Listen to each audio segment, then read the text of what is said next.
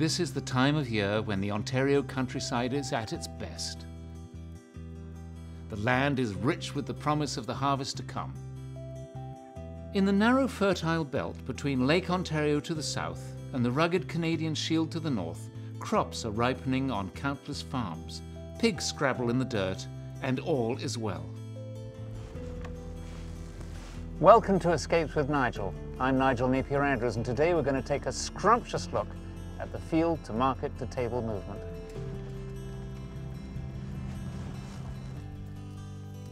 Food should taste good, and it should taste as fresh as it can be. And that's the point. Locally grown food, supporting local farmers, feeding local communities. Our journey starts at the farm, and I'm here to meet Steve and Lisa Cooper, fifth-generation farmers. Steve, how on earth can you tell what's going to be ready next, and how can you tell whether the bugs are getting their fair share or not? Well, to know what's ready next, we spend a lot of time in the winter planning. We lay it all out, and everything is planted sequentially, so we know exactly when what's coming on.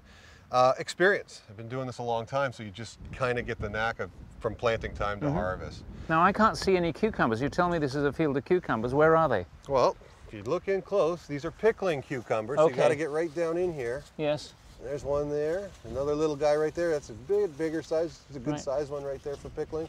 Another one just beyond. Can we pick that one? Is that go ready? For it. You go ahead and pick it right at the top of the stem. You just pull it off like that? Yep. And what about this one? Go ahead. There you go. Perfect. Look at those two little cucumbers. Aren't they great? Yeah, they'll be going in our share this week for sure. You asked me about bugs. Yes. Bugs is a tricky business. Monitoring.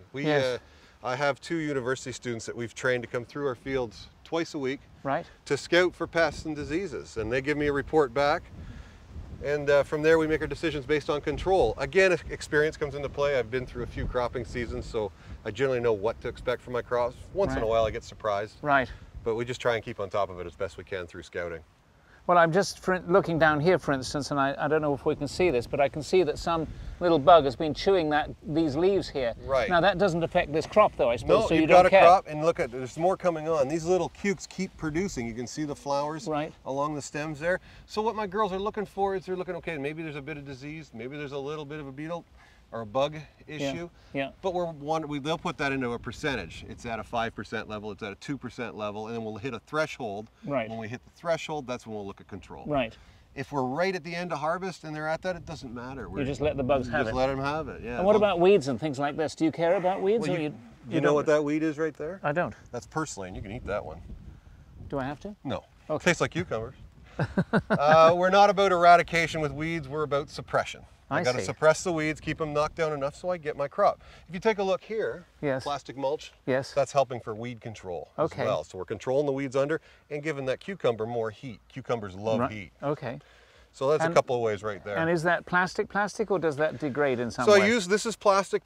It's what agrees best with the cucumbers, but I do have in other parts of the farm degradable plastic Well, I know you have more crops for us to look at, so let's go take a look at something else. All right.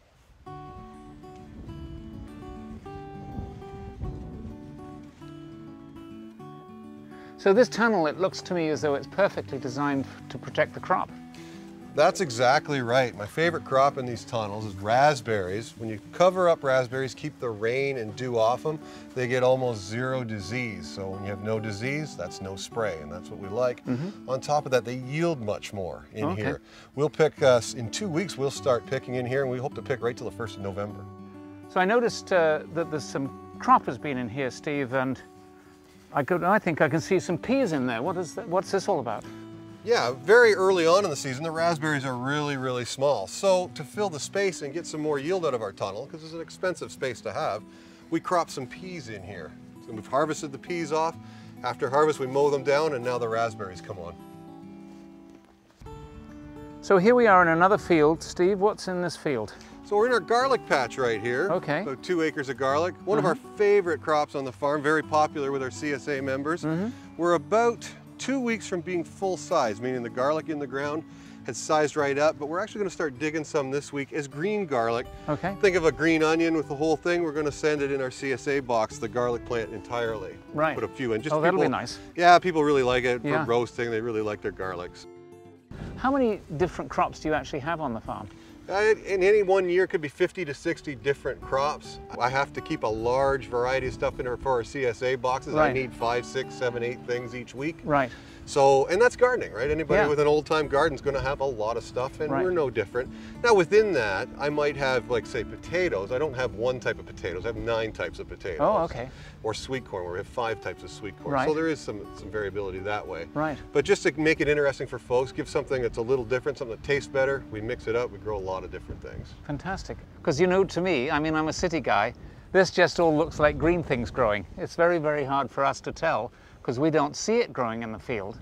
And the whole point of this wonderful field to market to table movement is that actually you're much closer to the food coming from the field to the table than we were in past years when food was trucked long distances and everything like that.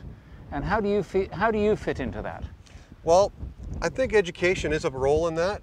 There is a customer like you that wants to know where their food comes from and is very excited to find out what garlic looks like growing in the ground, and the fact that a little garlic scape came out of that plant, or what time of year squash comes in. Yes, we still get questions like, why don't you have asparagus in November? But it's that education. Well, we do, or sweet corn. Peru. Yeah, or sweet corn in January. Right. But it's that education and reconnecting to the food. I mean, it also gives a story to tell, and it gets people more excited to prepare the food too. Right. Well, I love your pigs, Steve, and I've been on a pig farm before, and I've only ever seen pink pigs. These are not pink, clearly, they're black. Yeah, yeah. We, being a diversified farm, and a little bit of a model, that small farm, we have to have a livestock mix. We need fertilizer, we need compost, we need manure. So if we were going to raise pigs, we thought we'd do something a little different, and we'd go to an heirloom pig. And these we've got large blacks and Berkshire hogs out here, but they do really well outside. These are not confinement pigs. They need to be out rooting around just like this. This is where they do the best. And they're plowing this field up very successfully. Very successfully. They're almost going a little too far. Hello, would you like a cucumber? I picked this just for you. No, he's just rooting in there. What are they going for? Is it grubs or something in there? Yeah, a little bit of the grubs. They love the roots right underneath the grass layer. That's why they flip it over.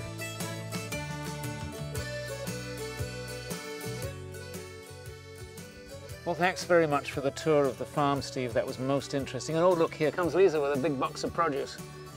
Hey guys, how you doing? Fantastically. Fantastically well, and I picked a couple of cucumbers to go in the box. Is that okay? That's wonderful. Well, one of the reasons that Cooper's is such a well-known farm, and it says this on your t-shirts, Cooper's CSA, is this community-supported agriculture, and that's what this box is all about. Tell me a little bit more about the program for people who might not be familiar with it. Basically what CSA is, and that's the short form, is customers pay in advance of the season starting. They pay for the season up front, and they receive a box of produce like this weekly or bi-weekly. They can choose. They can get it delivered to their home. They can come pick it up here. They can get it at farmers markets as well. And do they actually know what's going to be in the box? They do know in advance, usually about 24 hours in advance of the box coming, because sometimes it's up to 24 hours before the box goes out and we're still picking, so it kind of depends on the week. But I do send out an email every week to each person who's on the program. It tells them about what's coming in the box, what's happening a little bit on the farm, and maybe some recipes or some hints, even some pictures we put in sometimes. Because some of these things may be things that people aren't terribly familiar with. That's right. That's right. Like for instance, in this box, there's some kohlrabi, and not a lot of people know what to do with kohlrabi. So. And is that rhubarb? That's right. Yep. Rhubarb here. Rhubarb pie. Yes. Some spring onions. Yep. Green onions. Kale, black kale, which is an heirloom variety. Right. Some Salanova lettuce, oak leaf, and that's really delicious. And my cucumbers. And your cucumbers. Okay. And our famous strawberries as well. Right, and you pick those here at the farm? We do, yep. Everything comes off the farm. Real Ontario, delicious, fresh, one day from the field to the table. If one day, yep. If one day, that's right, or less if they get eaten en route. That's right. Steve, how many generations of farming are in your family? I'm the 5th generation, so yeah, farming goes in my bloodline a long time back, for sure. And what do you think of this CSA program? Well, for us, it was certainly a way to diversify, and we already had some skill connecting directly with customers, so we just evolved it a little more. We like market gardening, so it was a really good opportunity to get our product into people's hands, for sure. And is it widespread? Is it growing, this movement? Yeah, what it's become and what it is we're a good-sized farm. I always say we're too small to be big, but we're too big to be small. We're in that medium area, but a lot of young 20-something farmers with a small plot, 1 acre of land, it gets them an opportunity to get into the market, a CSA program. They find people to invest in them, they get some money up front, and they can start their plot-sized garden. So there's a lot of very small CSAs out there as well. Lisa, I'm looking at this box. Does this produce taste much better than regular produce? I believe it does. There's always going to be the critics out there who say, oh, I can get the exact same thing in the grocery store. But to me, when you pick something at its ripest or almost ripest point, it's got the most nutrients, it's got the most flavor, and it's the best right then and there, rather than traveling or, sitting for an extended length of time. Can I taste one of those strawberries? Sure can.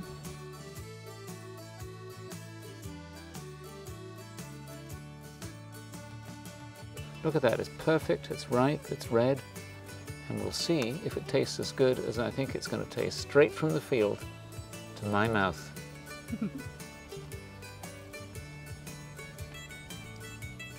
That's like candy. That is exquisite. I don't think I've had a strawberry that tasted that good in years. Excellent. Wonderful. Well, clearly this works. Clearly the food tastes fantastic. And I guess the next step is to go off to the market.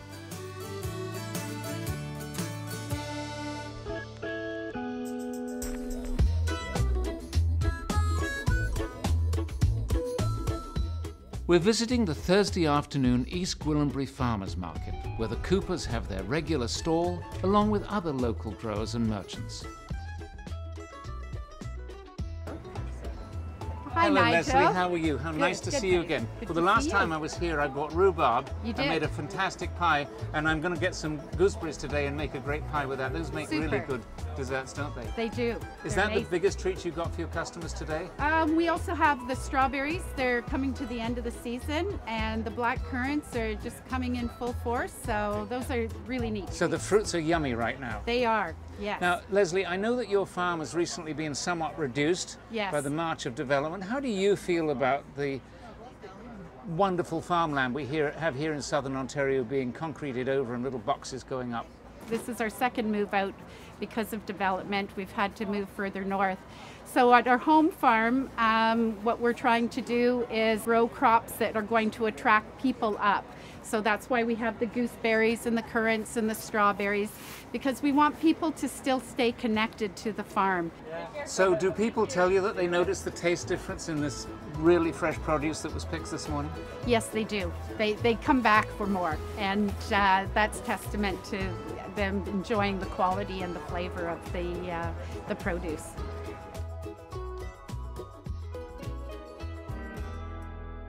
How are things in Holland Marsh? Oh, things are growing great this year, actually. We seem to have the right amount of rain and sunshine, so it's actually been a good year. So I understand your brother actually has an organic business, and of course that's all in a controlled environment in a greenhouse. Yes. And this is the stuff he sells. Tell me about these things. Yep. He started in the greenhouse and in a small barn, and basically he does the shoots, the organic sprouts. And then he started the organic greens, and he sells them either live in the pots, or you can get them cut as well. Mm-hmm. There is something to cutting them fresh and getting the live enzymes if you consume them. So you just have this by the counter, and you just cut off some sprouts when you need them? Yep, you just cut them as you go, and it's sort of a one-time cut. If you put them in the fridge or a dark, cool spot, they'll actually keep for a little bit longer. Right. So, yeah. So that's more than just fresh from the field. That's fresh right onto your plate. Exactly, right there. yes. And tasty, I'm sure. Oh, very fresh, very sweet, a lot of it, I find. Well, thank you very much, Liz. Nice to see you again. Nice to see you, thank you.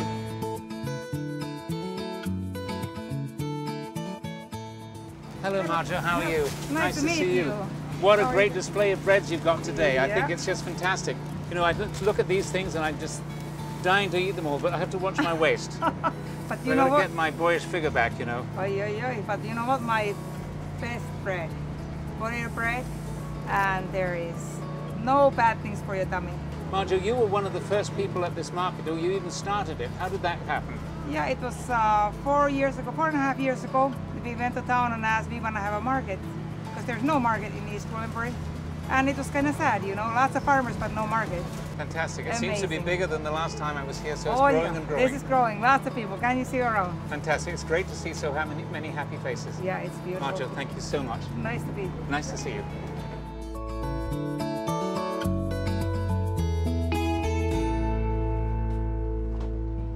Hello, Lisa. How are you? I'm great. Oh my goodness, look what you've made. I know you knew we were coming, but I mean, that's so sweet of you to make a cake like that. It's just terrific. Now, obviously, you couldn't grow everything yourself here, but No. did you bake it all yourself? I did bake everything myself. And what's the most popular thing you have here today? Right now it's the pies. Yeah. Pies, people are really loving pies right now. Right.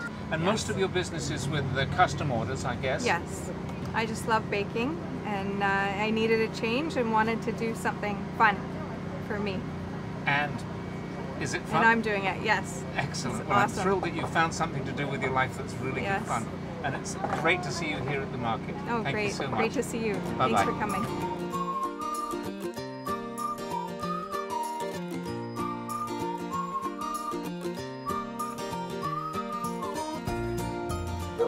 Hello, Lisa. How are you? Hi, Nigel. How Great you to doing? see you. You too. I noticed you've got all your boxes of your community-supported agriculture ready for your customers. How's it going today? It's going great. Great crowd here. Beautiful day. Can't ask for anything more. And is the stuff in the boxes some of the stuff I picked on the farm? Sort of. Not really? Oh dear. So my cucumbers weren't quite up to scratch? And No, your cucumbers were great, but we have to pick so much to service so many families. Right. It might have been in one of them. So what have you got in the boxes today? Well, we got a great box today. We've got garlic, red green onions, broccoli, kale, zucchini, and we got some potatoes under there. Fantastic. Well, that sounds like a really gorgeous meal. And the important thing is that this all came straight from your farm. That's It's right. not come from anywhere else at all. Tell That's me correct. about that. Well, for us, it was always really important that we don't purchase anything to resell at farmers markets. We want people to know that if they come to our farm, one day they're not going to be able to just buy pineapples or something like that. They're going to only be able to get what we grow from the ground. So. And that's what goes into these boxes. Exactly. And how many customers do you have picking up here today? Today we had 25. 25 customers Yes. came and got their boxes. Yep. That's why the pile is getting smaller. That's right. Well, thank you very much, Lisa. It's been great to see you again. Yeah, you too. The red pepper, green Right. pepper, carrots, and there's These are great looking beets, Chris. There we go. There we go. That's fresh, isn't it? That. see how clear it is? It's absolutely fantastic. And actually- My goodness, look at that. Oh, that's really, really good. We've got Celtic sea salt in that, homemade vegetable broth, good red lentils in it. It's our #1 seller. Excellent. I can That's see why. Thank you so much. I've got veggies fresh from the farmer's fields, and that's important. Picked fresh this morning, and it'll be on our plates tonight. Picked and eaten within 100 k, while the taste and goodness is still there. Now I'm off to meet up with a chef who's going to cook up a feast for the last part of our field to market to table story. Chef Randy Feltis has 3 restaurants in Barrie, and today he's in the kitchen at the Farmhouse. What an appropriate name.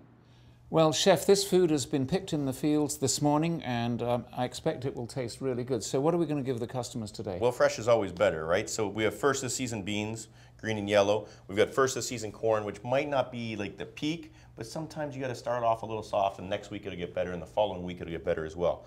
Then we've got some local greens. We've got some like Lola Rosa, some corn shoots, some edible flowers, some fun stuff like that. Mm-hmm. And then I think the star of the show, this is a pig jowl. And it's been lightly smoked, it's been cured, and it's been hung, and it's going to make almost like a really decadent, almost prosciutto or kind of like a pancetta. So are we going to slice this up into little thin slices or fairly Yeah, thick? so first we're going to take it up, and then you're just going to slice off the skin. I kind of done a little bit here, but if you could take a little bit more of that skin off. Watch that blade, she's going to be a sharp one. This is your big knife, is it? This is the big one, yeah. Okay, I noticed you got a little knife over there. Yeah, I don't know how it worked out. You the big one, I get the small one. I know, but size does matter in cooking, doesn't it? Sometimes it does, yeah. Yes, so we're just going to slice this off here. You got it. I wish I had a knife like that. So is that thin enough? That looks good. It does. Yeah. Now, how many slices of this do we need? You know what, like honestly, maybe 4. We're doing an appetizer 1, today. 2, 3, 4? I think that so looks good. that'd be 1 plate's worth? 1 portion, yeah. Okay, well, we'll just do 1 more. Well, if you want a salad yourself, you might have to do 4 more. Right, okay. Because the first 4 are always for myself. Oh, right. Well, I was thinking that I was going to taste this before we went any further. You can give that a go, too. Now, taste would be important, wouldn't it? I mean, that's the whole point of fresh food, is that this is going to taste better, because this was picked this morning. It's going to taste... 100%, and people really don't believe that until they do it themselves. And you notice the gardeners really like to garden, and that is the reason why. When they grow the tomato and they taste that tomato, it actually does taste better. Right. We sometimes get some potatoes from my dad's farm, and I'll get the kitchen team up there and we'll go dig in the dirt, we'll bring them in and we'll tell the customer, we dug those this morning. And they're always like, no you didn't. They don't really believe you. Right. And then they taste it and they're like, okay. Now I get it. They didn't understand a potato could taste like that. So taste is important, and fresh is always better. And this field-to-table movement really seems to be taking off, and I guess the media's been responsible for that to a great degree. I think everyone just really wants to know where their food's coming from. That's a good point. And they want to know who's touched it, where it's been, what kind of like footmark has been left, and away we go, right? So, you know, when you grow it yourself, you kind of know what's going on. You go to the farmer's market, you're buying it, and it's got dirt on it. That's usually a good indication it's fresh. And I mean, it's nice to support your local guys too. And you know, these might not be the most perfectly set beans. You got some that are curved, you got some that are bigger than others. But at the farmhouse, that's kind of what we strive towards. We're not looking for absolute perfection. We don't need the perfectly grown French beans. We want something that came out of the ground this morning. Are customers starting to ask for food that's this fresh? Absolutely. I think you see more farmers markets popping up everywhere. At the farmhouse, we actually have an urban cultivator, so we grow our own sprouts. So you come in, you see that, that's the kind of attention to detail we do. But I think they just want to know where it's coming from and how much it's been processed. And here at the farmhouse, we don't process anything. We buy real food, we cook it in a real way, and serve it fresh. And very soon we're going to be eating it. Oh yeah. Give me a few little minutes and we'll have some lunch. Excellent, let's go. Right.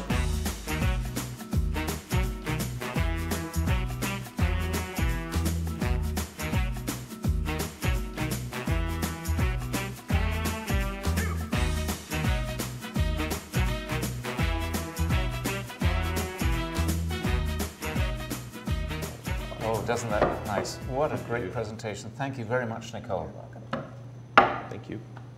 Well, this looks so good and it looks so fresh, and I guess that's the whole point of this food that comes from 100K around. Fresher tastes better. Yes. Yeah. And really the whole issue about this field to market to table movement is that food should taste good, the farmers are serving the local community is behind the farmers, and it's encouraging everybody to work together. And as restaurateurs, we play a big part. We have to support. Yes, absolutely. Yeah. So you're the table part of the equation. Yes. Thank you for joining me today for our field to market to table experience as we've traveled from Zephyr to East Gwillimbury to right here at the Farmouse Restaurant in Barrie, Ontario.